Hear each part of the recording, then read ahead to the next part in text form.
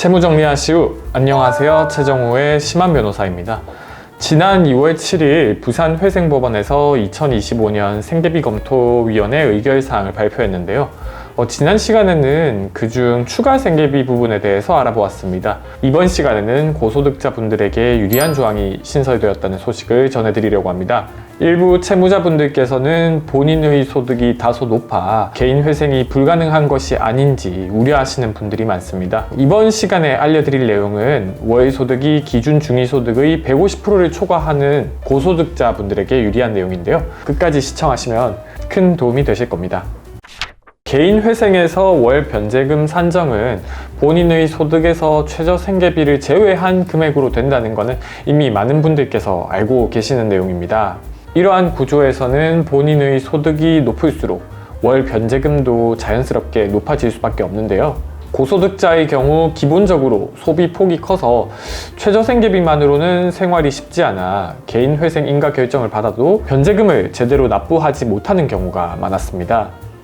이로 인해서 개인 회생 진행 중 변제금을 제대로 납부하지 못해 개인 회생 절차가 폐지되거나 신용회복위원회의 워크아웃으로 전환하는 경우가 상당히 많았었는데요. 이번에 기타 생계비가 신설되어 좀 더 현실적으로 변제금 산정이 가능해질 것으로 예상됩니다. 일단 이번에 신설된 기타 생계비 내용을 간단히 살펴보겠습니다. 2025년부터 월소득이 기준 중위소득의 150%를 초과하는 채무자의 경우 소득연동 지출을 고려하여 기준 중위소득을 초과하지 않는 범위 내에서 기타 생계비를 인정받을 수 있도록 바뀌었습니다. 그렇다면 이런 기타 생계비 인정이 왜 중요한 걸까요? 기존에는 고소득자의 경우 최저 생계비만 인정되고 월세, 의료비, 교육비 부분에 하나여서만 추가 생계비를 인정받을 수밖에 없었습니다. 그래서 아까 전에 말씀드렸다시피 고소득자의 경우에는 자연스럽게 변제금이 높일 수밖에 없었는데요. 그러나 기준 중위소득의 100%를 초과하지 않는 한도 내에서 추가적으로 기타 생계비를 인정받을 수 있게 되었는데요. 쉽게 말해서 가구당 기준 중위소득에서 최저 생계비, 추가 생계비를 빼고 남은 한도 내에서 기타 생계비를 추가로 인정받을 수 있게 됩니다. 너무 어려운 개념일 수 있을 것 같아서 예를 들어서 설명을 드리겠습니다. A씨가 1인 가구로 400만 원의 월 소득을 얻고 있다고 가정해 보겠습니다. 기존 기준대로라고 한다면 1인 최저 생계비인 143만 원만 생계비로 인정이 되고 400만 원에서 143만 원을 제외한 257만 원을 변제금으로 납부하여야 했습니다. 그러나 이제는 기준 중위소득 한도 내에서 추가적인 기타 생계비가 반영되어 변제금을 낮출 수가 있습니다. 위표에서 구체적으로 알아보면 1인 기준 중위소득의 경우에는 239만 2013원이고 그에 따라서 최저 생계비 이외에 인정받을 수 있는 기타 생계비가 95만 6,805원이 생기는 것입니다. 1인 가구 기준으로 기준 중위소득이 239만 2013원이기 때문에 따라서 채무자의 경우에는 기타 생계비가 인정이 되는 경우에는 조금 더 안정적인 생활을 할 수 있고 더불어서 변제금을 낮출 수 있는 효과가 발생하는 것입니다. 따라서 기타 생계비가 인정이 되면서 채무자의 경우에는 조금 더 안정적인 삶을 살 수 있을 뿐만이 아니라 월 변제금도 조금 더 낮출 수가 있습니다.